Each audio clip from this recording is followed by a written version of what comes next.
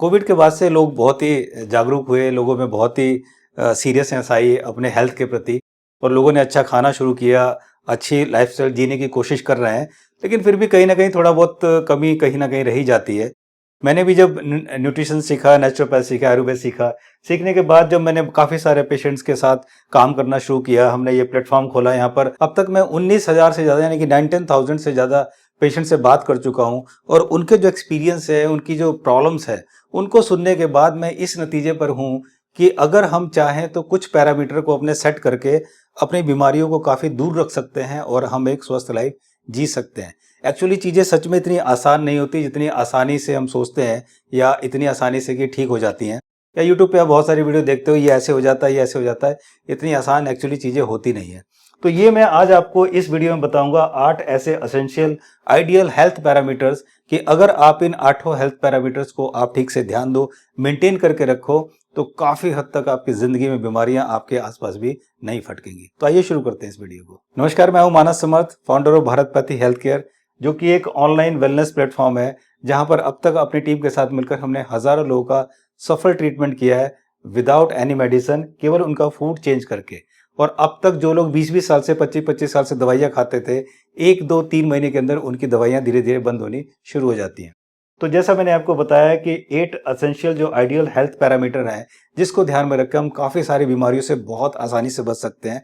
तो सबसे पहला जो है वो है आपका ग्लूकोज और HbA1c। जो हमारा ग्लूकोज होता है, HbA1c होता है, अगर इसमें गड़बड़ी है तो इसकी वजह से डायबिटीज़ हमें होती है, हाई ब्लड प्रेशर होता है, पैरालिसिस इसी वजह से होता है, हार्ट अटैक और किडनी फेलियर ये इसी वजह से होता है जब हमारा खून गाढ़ा होता है। तो अगर हम इसको मेंटेन करके रखें तो इन सब चीज़ों से बच सकते हैं। हमारा फास्टिंग ग्लूकोज जो है वो जो नॉर्मल रेंज है वो 100 से कम होना चाहिए। अगर आपका फास्टिंग ग्लूकोज 100 है, यही आपको मेंटेन करके चलना है। अब अगर आपका फास्टिंग ग्लूकोज 100 से 125 है तो समझिए कि आप प्री डायबिटिक है, आपको डायबिटीज़ होने वाली है। और अगर ये 126 यानी 126 से ऊपर है तो समझिए कि आप डायबिटिक पेशेंट है, यानी कि आपको शुगर है। इसी तरह से जो पीपी ग्लूकोज यानी कि खाना खाने के 2 घंटे बाद अगर वो 140 से कम है तो समझिए कि नॉर्मल रेंज है। 140 से 199 है तो आप प्री डायबिटिक हैं और 200 से ऊपर है तो समझिए कि आप डायबिटिक हैं। ये एक नॉर्मल स्टैंडर्ड रेंज है। अब हम बात करते हैं HbA1c, जो कि 3 महीने का एवरेज ग्लूकोज जो है वो लेता है। HbA1c नॉर्मल जो है 5.6 होना चाहिए। अगर 5.7 टू 6.4 है तो आप प्री डायबिटिक हैं और 6.4 से ज़्यादा है तो फिर आप डायबिटिक है। ये एक नॉर्मल रेंज है। अब हम बात करते हैं इंसुलिन की। इंसुलिन की जो नॉर्मल रेंज है वो 3 टू 5 होनी चाहिए। अगर इस रेंज में है तो समझिए आपका इंसुलिन प्रॉपर है। इंसुलिन बहुत खतरनाक चीज़ है, आजकल ग्लूकोज से भी ज़्यादा खतरनाक इंसुलिन है। जो डायबिटीज़ में ग्लूकोज इतना मायने नहीं रखता जितना मायने इंसुलिन रखता है। अगर आपका इंसुलिन कम है तो आप टाइप 1 डायबिटीज़ पेशेंट हैं, आपका इंसुलिन बहुत ज़्यादा है तो आप टाइप 2 डायबिटिक्स पेशेंट हैं। तो इसका बहुत ज़्यादा ध्यान रखने की ज़रूरत है। अगर पीपी इंसुलिन की बात करें तो उसकी नॉर्मल रेंज वो 30 से कम होना चाहिए। तीसरा है ब्लड प्रेशर। जैसे कि आप जानते हैं कि ब्लड प्रेशर की वजह से हाई ब्लड प्रेशर, पैरालाइज होता है, हार्ट अटैक होता है और किडनी फेलियर, उसमें भी ब्लड प्रेशर का बहुत बड़ा रोल है। जो किडनी फेलियर के पेशेंट हैं उनका या डायबिटीज़ होता है या ये आपका ब्लड प्रेशर हाई होता है, उसकी वजह से इनकी किडनियाँ फेल होना शुरू हो जाती है, खराब होना शुरू हो जाती हैं। नॉर्मल रेंज जो है ब्लड प्रेशर की वो 90 टू 60 जो है कम होना चाहिए और ज़्यादा से ज़्यादा 120-80 ये होना चाहिए, ये हाई रेंज है। इससे ऊपर थोड़ी बहुत चलती है तो वो ठीक हो जाता है, लेकिन ये हमेशा नहीं रहना चाहिए। कभी कभी ऊपर नीचे होता है, ठीक है, लेकिन हमेशा ये नहीं रहना चाहिए। ये एक नॉर्मल स्टैंडर्ड मैंने बताया है जिससे आप अपनी हेल्थ को अच्छा मेंटेन कर सकते हो ताकि आपको कोई बीमारी नहीं लगेगी। फोर्थ, विटामिन डी, ये बहुत काम की चीज़ है। विटामिन डी जो है हमारा 50 टू 80 होना चाहिए, जबकि नॉर्मल रेंज जो है 40 से 90 तक होना चाहिए, यानी कि 40 से 90 की रेंज में आपको रहना चाहिए। लेकिन अगर आपका 50 टू 80 आपने मेंटेन किया है, ये बहुत ही अच्छा है। ये बहुत सारी बीमारियों को फिर आपको बचाएगा। फिर हम बात करते हैं 5वें नंबर पर है, 5th पर, विटामिन B12। बहुत काम की चीज़ है। हमारा गट माइक्रोबियल इम्बैलेंस यहीं से जुड़ा हुआ है और ये बहुत ही ज़रूरी चीज़ है। अगर पेट से संबंधित जो समस्याएं हैं वो सारी समस्याएं यहीं से शुरू होती हैं।